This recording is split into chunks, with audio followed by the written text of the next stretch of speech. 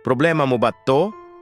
Kakabili mo lang ng semento pero parang ang bilis-bilis maubos? Minsan napapaisip ka, saan napunta yung budget ko? Hindi yan malas, kumpare, diskarte, yan sa site.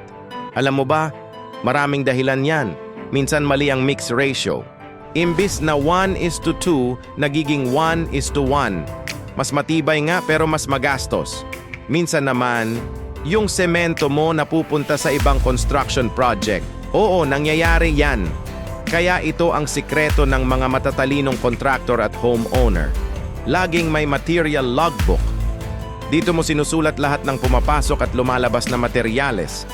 At syempre, kailangan din ng gate pass system. Walang materyales na lalabas ng site nang walang tamang pirma at authorization.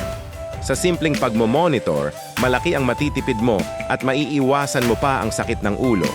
Gusto mo pa ba ng more tips para hindi ka maloko sa construction materials? Follow and subscribe for more.